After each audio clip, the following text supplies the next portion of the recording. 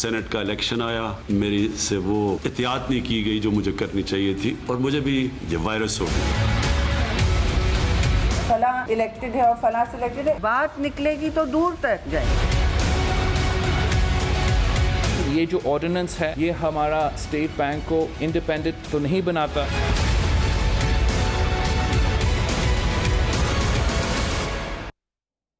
Welcome to New Zealand, मैं हूं doctor Maria Zulfikar Khan.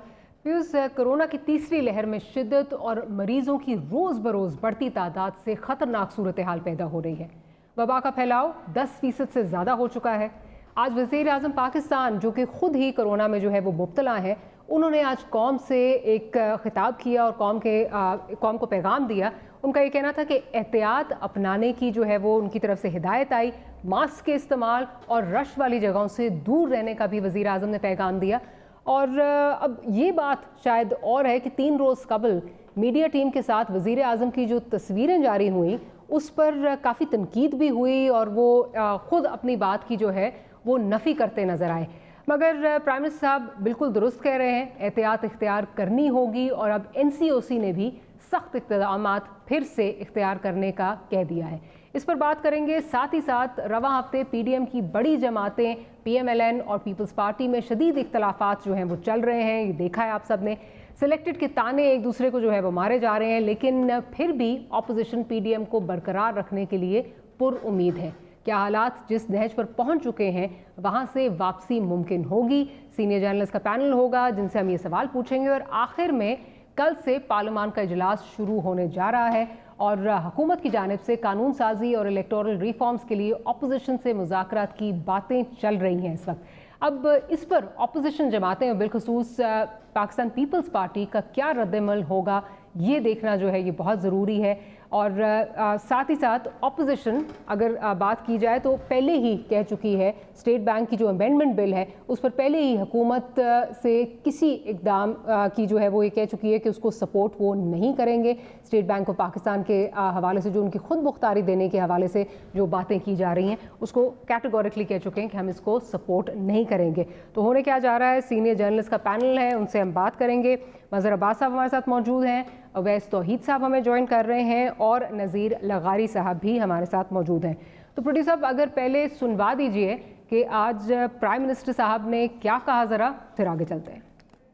जो तीसरी पीक आई है ये पहली 2 पीक से ज्यादा शिद्दत वाली पीक है और मैं आप सबसे ताकीद करता हूं कि इसके ऊपर बहुत एहतियात की जाए। मुझे खतरा यह है कि ये पहली 2 पीक से ज्यादा शिद्दत वाली पीक है। बेहतर यह है कि हम अभी से SOPs के ऊपर फॉलो करें। कोई ऐसी जगह के ऊपर ना जाए जिस तरह शादियां, जिस तरह रेस्टोरेंट्स जिधर बड़ी तेजी से फैलता है, जिसको सुपर स्प्रेडर कहते हैं, वहां कोई भी ना जाए। जिधर जिधर बंद जगहों के ऊपर पब्लिक प्लेसेस, उधर हमें इस वक्त नहीं जाना चाहिए। प्राइम मिनिस्टर साहब जो कह रहे हैं वो बिल्कुल ठीक है, लेकिन गुज़िश्ता दिन की जो मनाजिर हैं जो प्राइम मिनिस्टर साहब के जारी हुए थे, खुद कोरोना में मुब्तला हैं, कोरोना पॉजिटिव है, तो प्रोड्यूसर साहब ज़रा वो भी दिखा दीजिए कि वो क्या मनाजिर जो हैं वो हमें देखने में मिले। कुछ देर पहले प्राइम मिनिस्टर साहब जो है ये 3 दिन पहले अपनी जो टीम है उसके साथ मीटिंग कर रहे हैं, खुद कोरोना पॉजिटिव हैं। तो मल साहब की जानिब चलती हूँ। मल साहब बिल्कुल बातें प्राइम मिनिस्टर साहब ने बिल्कुल ठीक की, लेकिन जब प्राइम मिनिस्टर साहब खुद he will not lead by example, तो फिर अवाम इसकी शिद्दत को कैसे समझेंगे? आज ये आके कह देना कि जी मास्क पहने, एहतियात करें वगैरह वगैरह, खुद प्राइम मिनिस्टर साहब की 3 दिन पहले की ये तस्वीर जो है चल रही है, कोरोना पॉजिटिव है वो।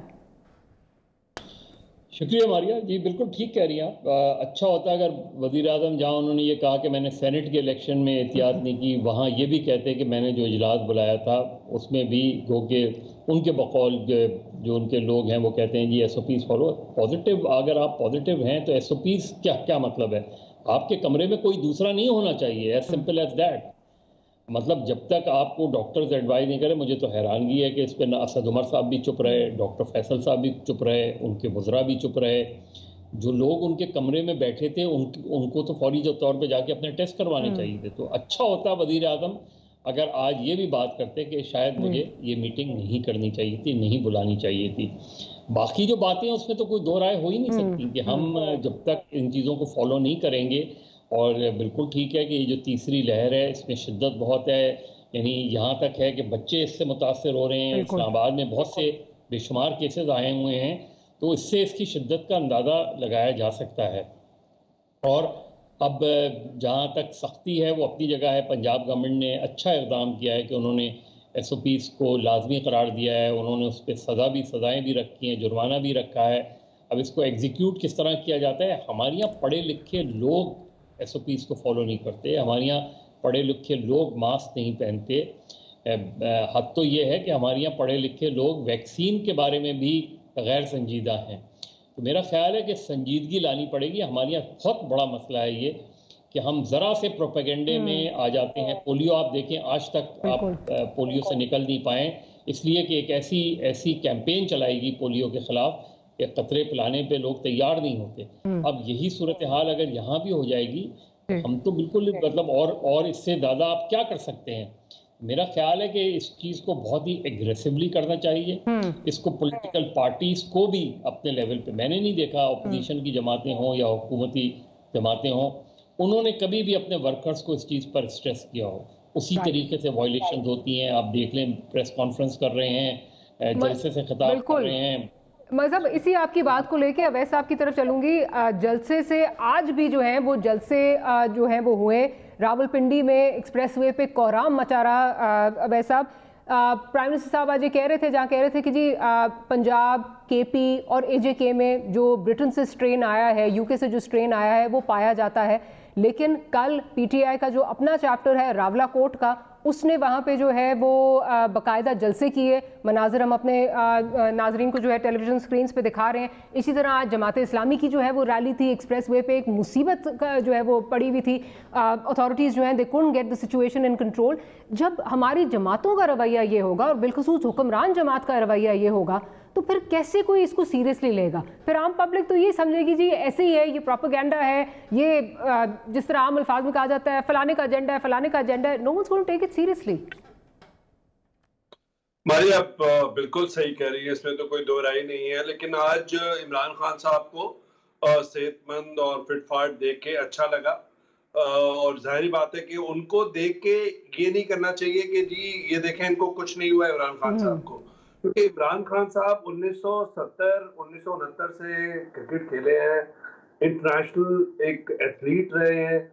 और फिर वो वर्कआउट करते हैं तो 2 घंटे सुबह को 2 घंटे शाम को। तो लोगों को ये गलतफहमी नहीं होनी चाहिए कि देखिए इमरान खान साहब को भी हुआ और उन्हें कुछ नहीं हुआ। लेकिन भाई वो 50 साल से वर्कआउट कर रहे हैं, वो हमारे आपकी तरह जो है दानिशवरी नहीं कर रहे हैं, मेरे मदर और नगारी साहब की तरह। तो कहने का मकसद ये है कि ये जो एक बयानिया है ना बारिया, वो इतना गलत है। ये तो अल्लाह का करम है। और मैं वो न्यूयॉर्कर के अंदर, न्यूयॉर्क टाइम्स के अंदर एक सिद्धार्थ सा है ऑन्कोलॉजिस्ट और वायरोलॉजिस्ट, उनके में एक बहुत ही लंबा आर्टिकल पढ़ रहा था जिसमें उन्होंने कहा कि ये जो ग्लोबल साउथ है और उसमें भी सिलेक्टिव जो एरियाज हैं या कंट्रीज हैं जिसमें पाकिस्तान भी शामिल है, उसके अंदर ये एक 8-10 प्रोबेबिलिटीज है कि यहाँ पे क्यों नहीं इतना बदतरीन हिट हुआ। और उसके अंदर वो बहरहाल उस बहस में, एकेडमिक बहस में तो नहीं जाना चाह रहा, लेकिन ये जो बयानियां है ना कि पहले सिर्फ जो है वो पिलग्रिम्स गए, शिया पिलग्रिम्स, और वो ईरान, मशहद और कौम से ले आए, और उसके बाद फिर तबलीगीज ने फैला दिया, फिर बाहर से लोग ले आए, और अब ये है कि UK का जो वेरिएंट है वो है। बिल्कुल है ये फैक्टर, लेकिन अब ये हमें देखना है कि कम्युनिटी के अंदर ऑलरेडी स्प्रेड हुआ है। 2 वेव्स हमें गुजारी हुई हैं। तो ऐसा नहीं है कि ये अब एक बाहर से आया और फिर वो आ गया। आप यकीन कीजिए, कल मैं बीच से, फ्रंट बीच से आ रहा था, तो रास्ते में कराची के अंदर, जिसके अंदर बता रहे कि 4 कुछ पॉजिटिविटी रेट है या मस्बत की जो केसेस की जो शरह है, कोई भी रोड साइड होटल पे आप कसम ले लीजिए कि किसी ने कोई पहना हो। मारीपुर रोड पे, लियारी पे, खारादर पे, फिर क्लिफ्टन पे, बोर्ड बेसन पे हार्डली किसी का मास्क है, और अगर है भी ज्यादातर तो ठोड़ी पे रखने का जो है वो है। तो मैं ये कह रहा हूँ कि जो अब तक हमारी सोसाइटी पे अल्लाह का करम हुआ और कुछ वायरस का एक ऐसा वेरिएंट यहाँ पे था जिसने बहुत सारी अमवात नहीं की पाकिस्तान में, लेकिन ये हमारा जो बयानिया है ना, 10-11 साल दहशतगर्दी की पूरी वेव रही हमारे यहाँ, और 70,000 जाने गई, और उसमें भी फिर यही कहते थे ये बाहर की जंग है, ये हमारी जंग नहीं है, हमारे आसपास के लोग आपको नहीं सुसाइड बॉम्बिंग कर रहे, ये कहीं और से आए हैं। तो ये जो बाहर का जो एक सेल्फ डिनायल है ना, उस डिनायल से निकलना होगा। और मैं समझता हूँ कि आज इमरान खान साहब ने जो मैसेज दिया है वो बिल्कुल सही है, लेकिन अफसोस की बात देखिए, मौलाना फजल रहमान साहब, मरियम हो, बिलावल हो, और ये जितने भी शब्बीर फराज साहब हो, हुक्मरान जमात के हो, ना इनको जलसे करने चाहिए, ना इजलास करने चाहिए। कौन सी SOP इस्तेमाल करें? आपने मौलाना फजल रहमान साहब को किसी जगह पे देखा है? अब लाखों, दसियों लाख उनके फॉलोअर्स हैं, क्या वो ये समझते हैं कि नहीं ये कोई दीन और मजहब के ये कोई अगेंस्ट है, ये साइंस जो नहीं है? इसका मकसद ये है कि अभी भी हमें बयानिए के अंदर तकवीत लाने की जरूरत है। और दूसरा, अभी तक वैक्सीनेशन की जो तरसील है उसका भी कोई बहुत प्रॉपर इंतजाम नहीं है। कि अगर आप देखें कि हमारे यहाँ जो शरह है वो बहुत कम है, सऊदी एशिया में भी और दुनिया में भी, कि कितने लोगों को वैक्सीन लगी है। हाँ, ये है जहाँ पे सेंटर्स हैं वहाँ पर 1116 की सर्विस अच्छी चल रही है। बिल्कुल। वैसे आपका पॉइंट आगे मैं जरा लगारी साहब का भी पॉइंट ऑफ व्यूज पे ले लूँ, फिर हमने अपने नेक्स्ट सेगमेंट की तरफ भी मूव करना। लगारी साहब, वैसे आपकी बात को आगे बढ़ाती हूँ। हम एक वो कौम है जो डिनाइल मोड में रहते हैं, कंस्पिरेसी थ्योरीज पे जो है वो हम बिलीव करते हैं, हम हकायक को मानने के लिए तैयार ही नहीं होते। ऐसे में जैसे अभी बात कर रहे हैं वैसे साहब, मौलाना साहब हो जाएं या for that matter prime minister साहब हो जाएं, बेशक अब आप मैसेज जो है वो ये दे रहे हैं एहतियात करना है, हमने इससे बचना है, लेकिन आपकी जो जमातें हैं या आपका अपना जो कॉल ऑफ फेल है उसमें इतना तजाद है, तो लोग कैसे सीरियसली लेंगे? मेरा ख्याल है कि ये एक ठीक मसला जिस पर दोस्तों ने बात की है, मदर अब्बास साहब ने भी और अवैस तौहीद साहब ने भी, और प्रॉपर बात की है।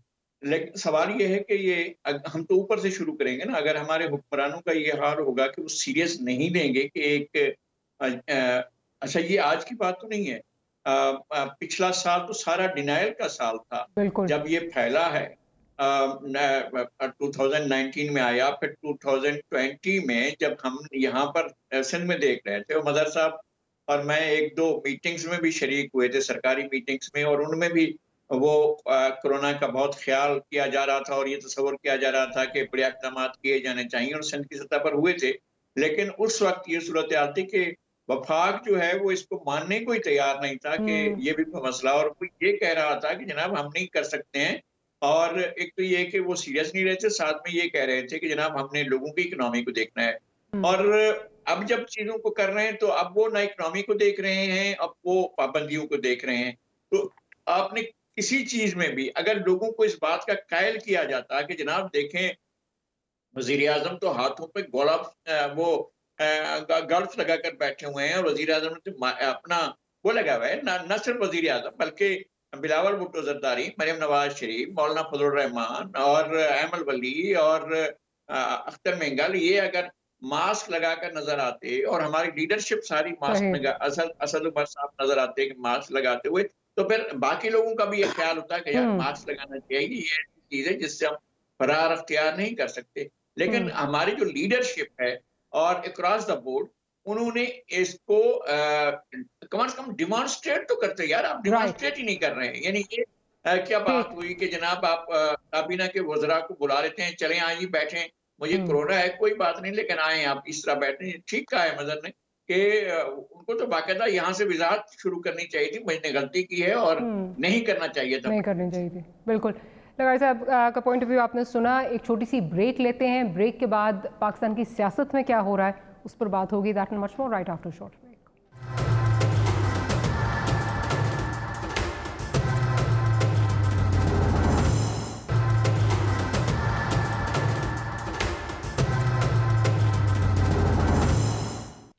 Welcome back after the break. Break से पहले बात हो रही थी कि सियासत में आजकल क्या हो रहा है।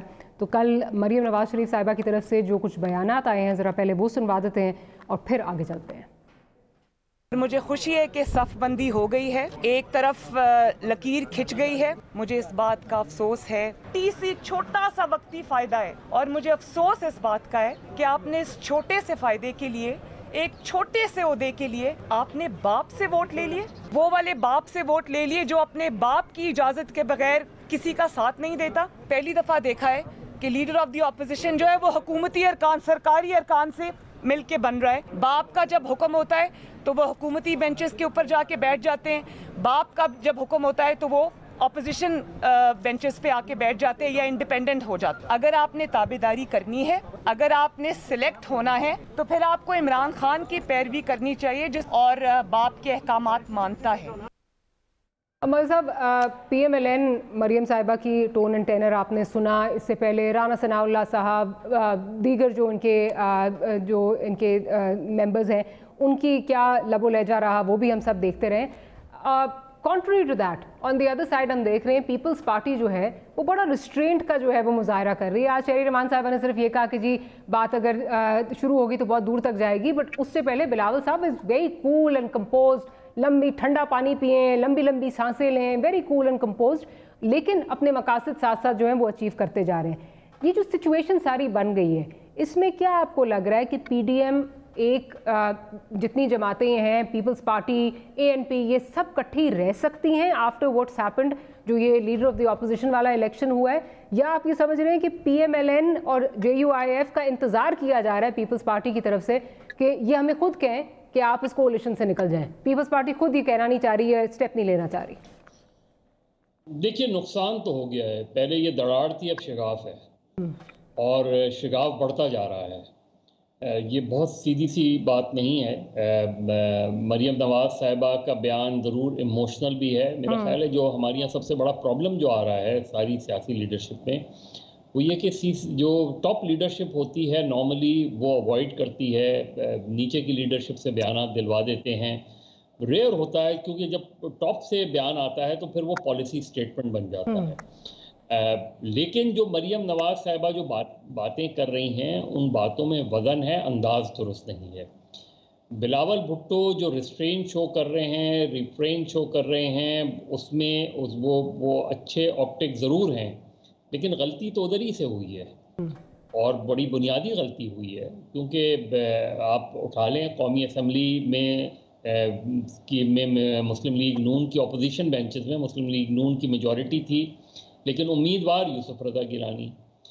चेयरमैन सेनेट के इलेक्शन में उम्मीदवार Yousaf Raza Gilani, leader of the opposition में उम्मीदवार यूसुफ रज़ा गिलानी। मतलब बाकी जो मुस्लिम लीग नून जो पीपल्स पार्टी से इलेक्टोरल लिहाज से ज़्यादा बड़ी जमात है, यानी आप उसको कुछ देने को ही तैयार नहीं है, जबकि आपने कमिटमेंट की थी। और ये बात चौधरी मंजूर साहब को मैं कल सुन रहा था, वो गलत बात कह रहे हैं। राजा परवेज अशरफ कमिटमेंट देकर आए थे उधर शायद खाकान अब्बासी साहब के घर पे। ये तय हुआ था कि कौन होगा चेयरमैन सेनेट का उम्मीदवार, कौन होगा डिप्टी चेयरमैन का उम्मीदवार और कौन होगा जो है लीडर ऑफ द ऑपोजिशन। और एक नेचुरल बात भी है कि अगर मुस्लिम पीपल्स पार्टी को चेयरमैन सेनेट मिल रहा है, JUI को डिप्टी चेयरमैन मिल रहा है, तो ज़ाहिर है लीडर ऑफ द ऑपोजिशन। ये नहीं हो सकता। अब यहाँ ये क्लेम करना कि जी हमारी सिंगल लार्जेस्ट पार्टी है, तो फिर वो तो सिंगल लार्जेस्ट पार्टी तो उधर कौमी असम्बली में मुस्लिम लीग नून थी, तो फिर यूसुफ रज़ा गिलानी के उम्मीदवार थे। मेरा ख्याल है पीपल्स पार्टी ने कोई बहुत अच्छी सियासत नहीं की है। पीपल्स पार्टी ने अपने आप को नुकसान पहुंचाया है, सियासी तौर पे नुकसान पहुंचाया है। लेकिन अगर मुस्लिम लीग नून को चीज़ें लेके आगे बढ़नी है तो मुस्लिम लीग नून को एहतियात करनी पड़ेगी। यही सारी बातें वो इजलास के अंदर भी हो सकती हैं और मेरा ख्याल है इजलास के अंदर ही होनी चाहिए। लेकिन ओवरऑल अगर हम देखें माफ़ कीजिएगा, तो PDM जो है लॉन्ग मार्च तो बड़ी दूर की चीज़ है। अब PDM को एक नया स्टार्ट लेना पड़ेगा, तय करना पड़ेगा कि आगे बढ़ना है या नहीं बढ़ना, तय करना पड़ेगा कि जी, क्योंकि ये जो इधर से गोली मार के उधर से गोली मार के आप जाके खुद बातचीत कर लें और मामलात को तय कर लें। और सेनेट के अगर हम रीसेंट हिस्ट्री उठा लें तो मेरा ख्याल है जरदारी साहब ने जो सेनेट की रीसेंट हिस्ट्री में जो भी सियासत की है उससे उनको ज़ाती तौर पे और उनकी पार्टी को फ़ायदा तो पहुंच सकता है, लेकिन क्या पॉलिटिक्स को फ़ायदा पहुंचा है? क्या रज़ा रब्बानी से ज़्यादा अहल उम्मीदवार थे सादिक संजरानी, जो 2018 में वो मुत्तफ़क़ा हो सकते थे, लेकिन आप सादिक संजरानी को ले आए।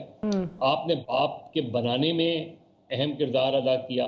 फिर वोट ऑफ नो कॉन्फिडेंस नहीं जब हुआ उनके ख़िलाफ़, उसमें वहाँ गड़बड़ हो गई। तो मेरा ख्याल है पीपल्स पार्टी को भी और ओवरऑल PDM को भी सोचना पड़ेगा कि ऑपोजिशन ने पॉलिटिक्स करनी है या अपने अपने मामलात को तय करना है। राइट। अब ऐसा बड़ी खिचड़ी जो है वो पकी रही पूरे इस हफ्ते में, हम देखते रहे बयानात। अब जैसे मज़हर साहब भी बात कर रहे हैं और ये बात पहले से तय थी कि लीडर ऑफ अपोजिशन जो है वो पाकिस्तान मुस्लिम लीग नवाज से आएंगे। बिलावल साहब उस दिन कल प्रेस कॉन्फ्रेंस में बैठ के बात कर रहे थे कि जी हमने कभी कमिटमेंट दी ही नहीं। खैर, जिस किस्म की अब दरारें जो हैं ये पड़ चुकी हैं PDM के अंदर, उस और जो बयानात जिस तरह के आ रहे हैं, मतलब आप जो कल तक अलेज करते थे, PDM जो अलेज करती थी कि पाकिस्तान तहरीक इंसाफ प्राइम मिनिस्टर साहब जो हैं वो सिलेक्टेड हैं, वही ताने इस वक्त पीपल्स पार्टी को जो है वो दिए जा रहे हैं PDM के प्लेटफॉर्म से। आप समझते हैं इसमें PDM का चलना जो है वो प्रोडक्टिव होगा या काउंटर प्रोडक्टिव होगा? बिकॉज एक मजाक नहीं बन जाएगी PDM। नहीं, मजाक तो देखिए मारिया बनी चुकी है, और मरियम साहिबा ने जो कल बयान दिया है, जिस तरह की वो जुमलेबाजी कर रही थी, वो बहुत ही इनएक्सपीरियंस शो कर रही थी कि अगर आप पार्टी की बागडोर संभालना चाह रही हैं तो इस तरह के जज्बाती बयान जो है वो आप आके चौराहे पे देंगी। यही राना सनाउल्लाह से आप बयान दिलवा सकती थी, और एहसन इकबाल साहब जो नून लीग के इंटेलेक्चुअल हैं, उन्होंने तो पहले रोज ही इस तरह के बयान दाग दिए थे। तो इसका मतलब है कि पार्टी के अंदर कहीं ना कहीं सबबंदी जो है वो सही नहीं हुई, या फिर इनके अभी कहीं ना कहीं इख्तलाफात नजर आ रहे हैं। देखिए, दरार मेरी नजर में उसी रोज पड़ गई थी, या उसी रोज इख्तलाफात नजर आ रहे थे जब गुजरांवाला में साबिक वज़ीर-ए-आज़म नवाज शरीफ साहब ने शॉकिंग तौर पर सिटिंग मिलिट्री जनरल्स को तनकीद का निशाना बनाया, इल्जामात की बौछार की। उसी वक्त जरदारी साहब पीछे हट गए थे। जो हमारे लगारी साहब या जो हमने मजहब ने जो 80s की दिहाई देखा है, जरदारी साहब कोई पॉपुलर पॉलिटिक्स तो करते नहीं है, और ना उनकी कोई मज़ाहमत की पॉलिटिक्स की कोई तारीख है। ठीक है, व्हीलिंग डीलिंग करते हैं, और उसी उन्होंने जो नजर लगाई है वो तो पाकिस्तान पीपल्स पार्टी को भी लगाई है। PDM को जहां पे नुकसान पहुंचाया जरदारी साहब ने, उतना ही पाकिस्तान पीपल्स पार्टी की पुरानी सियासी रिवायतों को भी नुकसान पहुंचाया है। ये तो आप अंदर बैठ के कायरा साहब या इत्तेजाज साहब से बात करें तो उनके वो दुखड़ा शहद सुना दे, क्योंकि वो नजरियाती लोग हैं, पुराने लोग हैं। लेकिन मुझे ऐसा लगता है कि इस वक्त PDM का आगे चलना बिल्कुल मुझे तो मुमकिन नजर नहीं आ रहा, जितने बड़े शिकवे नजर आए हैं जो मजहर ने कहा है। और दूसरी तरफ मोहम्मद फजल रहमान साहब की बीमारी तो उसी रोज हो गई थी, सियासी बीमारी, जब उन्होंने 40 सेकंड के बाद, जब PDM के जलसे के बाद, इजलास के बाद उन्होंने माजरत करके चले गए थे। और अगर आपको याद हो तो मरियम साहिबा का एक लफ्ज कहीं पे किसी कैमरा पे, it was caught on camera, के मारे गए। तो मारे गए का मतलब यही है कि PDM मारी गई। तो PDM इस वक्त जरदारी साहब के हाथों मारी नहीं गई, उसके अंदर सबका ही कुछ ना कुछ बिगाड़ है। ना तो अस्तीफों पर, सिर्फ 1 मिनट लूंगा, सिर्फ ना तो मारिया अस्तीफों पर कोई कमिटमेंट की थी पाकिस्तान पीपल्स पार्टी ने, और ना जो है वो धरने पे कमिटमेंट की थी। और ये जो इस वक्त रेवोल्यूशनरी टोन है मौलाना फजल रहमान साहब की, वो तो खैर खामोश हो गए, तजर्बेकार आदमी है, और जरदारी साहब से मेरे ख्याल में लड़ाई अगले कई सालों तक या कुछ ना कुछ नाराजगी रहेगी मौलाना फजल रहमान साहब की। और जो मरियम साहिबा या नवाज शरीफ साहब जिस तरह की अभी टोन लेके चल रहे हैं, वो टोन तो उनका भी माजी कर सकता है कि आदमी की ये पहले सिलेक्टेड थे या नहीं थे। तो कहने का मतलब ये है कि अब इमरान खान साहब की हुकूमत या सीना फुला के आगे चल सकती है? नहीं, बहुत बड़े चैलेंजेस सामने, स्टेट बैंक का मामला है, नदीम बाबर का मामला है, गवर्नेंस का मामला है, और फिर उसके बाद खुद ये मामला है कि क्या जरदारी साहब जो आगे अपनी चाल 2 साल के बाद के लिए चल रहे हैं कि जनूबी पंजाब में उनका कोई बहुत बड़ा अखाड़ा बन जाएगा और वो 10 से 14 सीटें ले लेंगे, और वो क्या वो कामयाब होता है कि नहीं? वैसे आपका पॉइंट आ गया। मैं जरा लगारी साहब की तरफ भी जाना चाह रही हूँ ब्रेक से पहले। लगारी साहब, PDM में तो जिस तरह मौलाना साहब कह रहे हैं, दरार नहीं, शगाफ इस वक्त जो है वो बढ़ता जा रहा है, लेकिन एक हमें जो दरार है वो PMLN के अंदर भी नजर आ रहा है। अब कल मरियम साहिबा ने अनाउंसमेंट की कि जी हमारे पास, जरदारी साहब ने जो है हमें ये कहा, ये ऑफर दी कि सिलेक्टर्स भी चाहते हैं कि पंजाब में जो है वो तब्दीली आए और बुज़ार को हटाया जाए, लेकिन नवाज शरीफ साहब ने कैटेगोरिकली कह दिया कि ये नहीं होगा। फिर बिलावल साहब की प्रेस कॉन्फ्रेंस आती है जिसमें वो ये बात कर रहे हैं कि हमजा साहब, शहबाज साहब, जब भी मेरी उनसे मुलाकात हुई है, इस बारे में जब उनसे बात हुई है तो उनका काफ़ी पॉजिटिव रवैया रहा। क्या आप समझ रहे हैं कि वो जो कहा जा रहा था कि नून में से शायद शीन निकले या व्हाटएवर जो भी है, वो ये उसकी ही एक आकाश है? एक तो हम इनके जो तजादात के बयानात होते हैं उनके ऊपर तो हम शायद तज्जिए की बुनियाद ना रख सकें।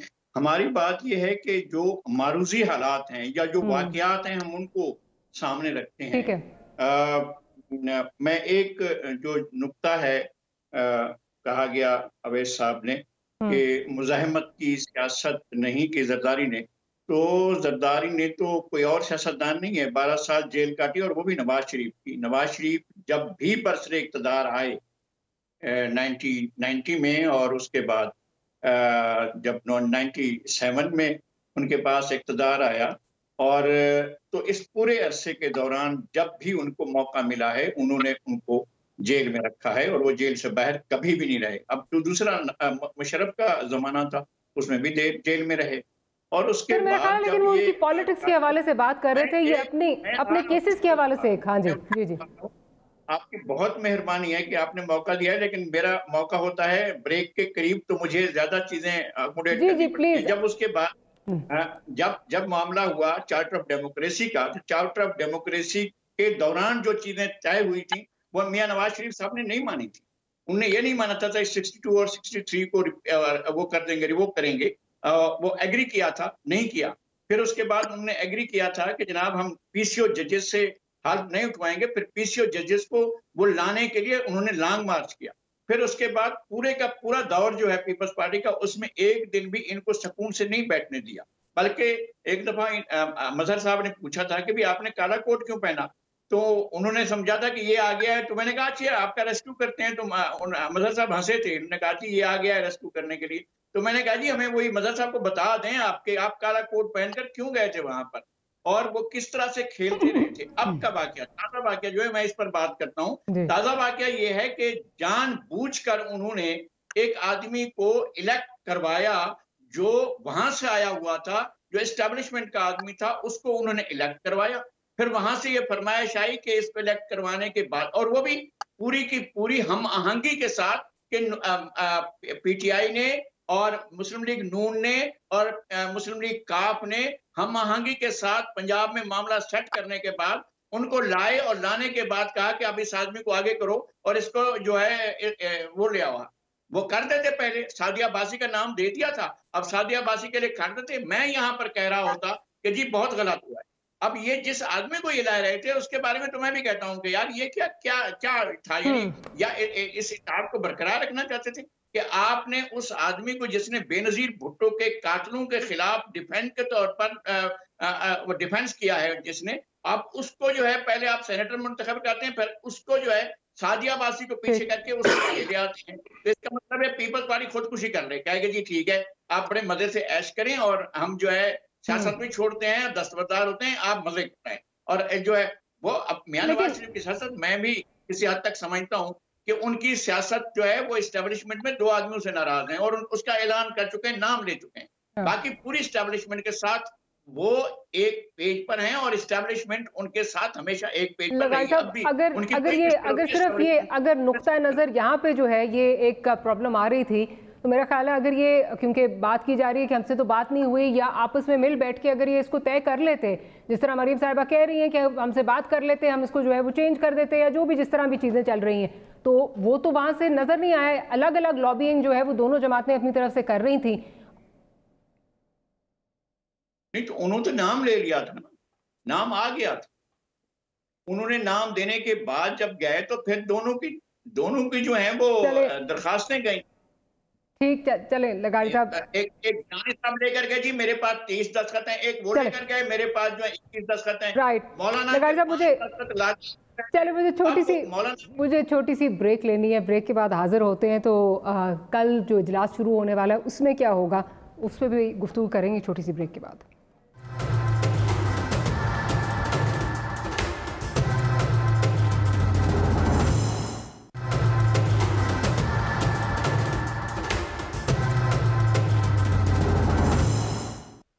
Welcome back after the break. मज़ साहब की जानिब जाऊंगी। मज़ साहब, कल जो इजलास शुरू हो रहा है उसमें जो सबसे इम्पॉर्टेंट चीज़ जिस पे बात होनी है वो ऑब्वियसली जो स्टेट बैंक की खुद मुख्तारी का मसला है, उस बारे में जो बिल है उसकी बात है।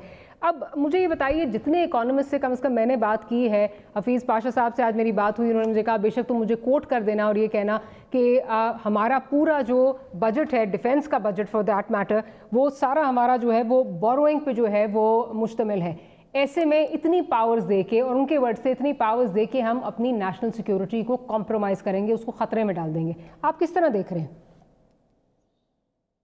देखिए, एक तो ये ऑर्डिनेंस फैक्ट्री जो लगा दी है और जिस तरीके से ऑर्डिनेंस लाए जा रहे हैं, हैरान हो के हायर एजुकेशन के चेयरमैन को एक ऑर्डिनेंस के जरिए आपने हटा दिया। मतलब किस रिफॉर्म्स की खासा बात कह रहे हैं, किस किस्म की रिफॉर्म्स आप लेकर आ रहे हैं, किस किस्म की ऑटोनॉमी आप दे रहे हैं। या तो आप इस तरीके से कर रहे हैं, या आप स्टेट बैंक को, यानी इसको हम ऑटोनोमस कहें या इसको सर, ये अमेंडमेंट बिल है, ऑर्डिनेंस तो नहीं है सर, अमेंडमेंट बिल है ये। नहीं, अमेंडमेंट, मैं तो ऑर्डिनेंस उसकी बात कह रहा हूँ। वो जो हायर एजुकेशन के चेयरमैन को हटाया है, वो तो ऑर्डिनेंस के हटाया है ना। मतलब आप और उनकी बहुत अच्छी रेपुटेशन है जिसको हटाया गया है। मतलब कोई रीजंस होता है, कोई कॉजेज होते हैं, कोई तरीक़ेकार होता है किसी चीज़ को हटाने का। तो ये मेरा ख्याल है कल जिस तरह फवाद चौधरी साहब कह रहे थे, कल इम्पोर्टेंट ये होगा कि पीपल्स पार्टी और नून लीग पीटीआई पे अटैक करते हैं, यानी अटैक से मुराद ये कि उनको टेक ऑन करते हैं, या ये आपस में एक दूसरे को वो करते हैं। ये बड़ा इंपॉर्टेंट होगा, दोनों का कंडक्ट बहुत इंपॉर्टेंट होगा। थोड़ा सा फैक्चुअली मैं करेक्ट कर दूं लगारी साहब को, चार्टर ऑफ डेमोक्रेसी की वायलेशन दोनों तरफ से हुई थी।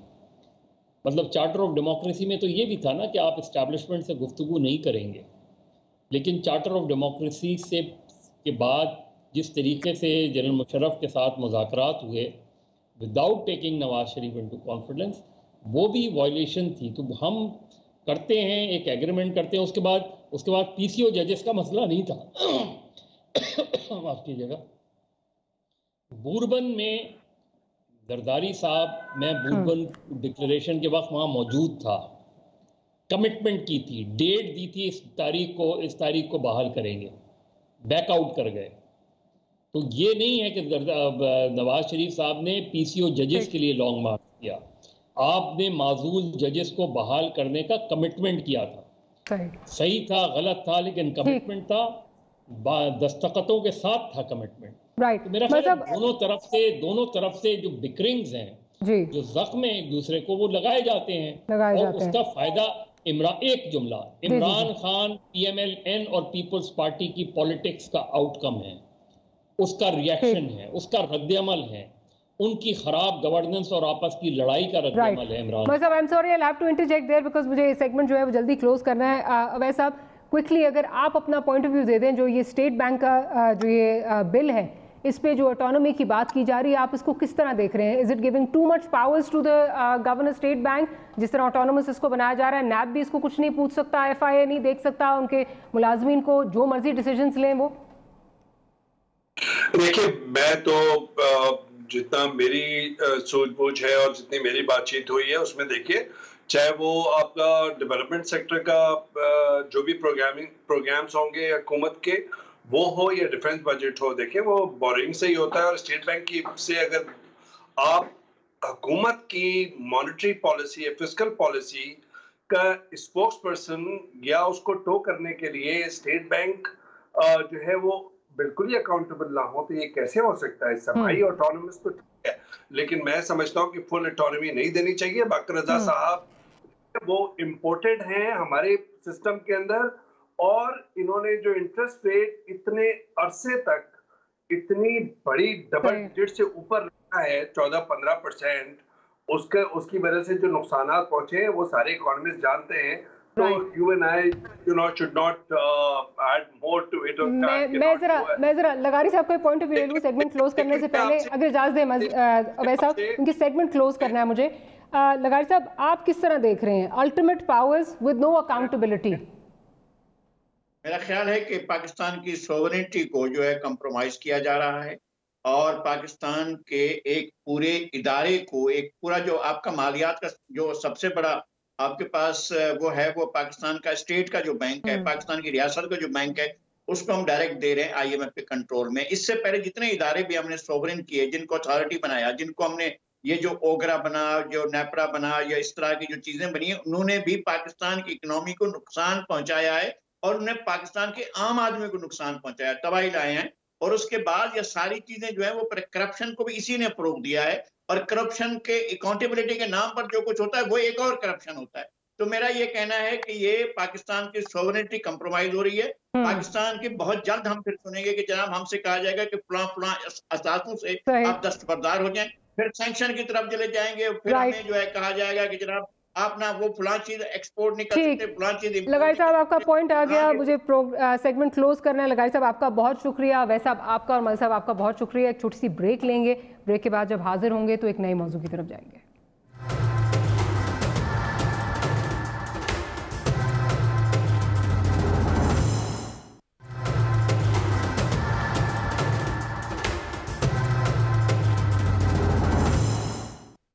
Welcome back after the break. Pakistan और भारत के दरमियान हाल ही में ताल्लुकात की बहाली के लिए होने वाली बैकडोर डिप्लोमेसी की कुछ खबरें जो हैं वो आई हैं और अरब दुनिया के दो अहम दोस्त ममालिक जो हैं उनका नाम लिया जा रहा है। अब ये भी कहा जा रहा है कि 2003 के जो LOC सीज फायर एग्रीमेंट की बहाली है वो भी इन्हीं बैकडोर राब्तों का शाखसाना जो है उसे करार दिया जा रहा है। ताल्लुकात में बेहतरी से मुतल्लिक पेशरफ्त की मजीद तस्दीक 23 मार्च यौम पाकिस्तान की मुबारकबाद के लिए भारतीय वज़ीर आज़म मोदी के ख़त से भी हो गई। ताहम ख़त में जिस तरह के मिक्स मैसेजेस थे, हॉस्टिलिटी एंड टेरर से पाक माहौल बनाने की बात करके मोदी ने पाकिस्तान खिलाफ सख्त गिर सोच का मुजाहरा एक बार फिर कर दिया। लेकिन यहाँ ये सवाल ज़रूर उठ रहा है कि क्या अरब दोस्तों के किरदार का ये नतीजा है या भारत ताल्लुकात में बेहतरी के लिए आमादा इसलिए हुआ है कि पिछले 2 सालों से जिस किस्म की जो सिचुएशन चल रही है, जिस तरह मोदी बेनकाब हुआ है, उसने भारत को मजबूर किया है। अमेरिका और स्वीडन के इदारों ने भारतीय जमहूरियत और BJP के आमराना तर्ज हुकूमत का पर्दा चाक कर दिया है। अमेरिकी फ्रीडम हाउस डेमोक्रेसी ने भारत को जमहूरियत की दर्जा बंदी में फ्री से डाउनग्रेड करते हुए पार्टली फ्री, जबकि स्वीडिश इदारे वैराइटीज ऑफ डेमोक्रेसी ने भारत को इलेक्टोरल ऑटोक्रेसी करार दिया है, क्योंकि मोदी की हुकूमत में मीडिया कंट्रोल, ट्विटर पर राय देने वालों पर बगावत के मुकदमे और किसानों के खिलाफ जारी मजालिम को सारी दुनिया ने नोटिस किया है। हम पे अगर बात की जाए तो मगरबी इदारे ऐसी मेहरबानियाँ हक़ाइक़ के बरअक्स भी जो हैं वो करते रहते हैं, लेकिन ये पहली बार है कि भारतीय हुकूमत और इसकी जमहूरियत का चेहरा भी बेनकाब हुआ है। ऐसी हुकूमत से ताल्लुकात में बेहतरी की कितनी तवक्को रखी जा सकती है, ये जवाब हमारी हुकूमत और अवाम शायद दोनों ही जानते हैं। ऑन दैट नोट आज का प्रोग्राम इख्तिताम को पहुँचता है। Will see you next week. Good night, अल्लाह हाफ़िज़।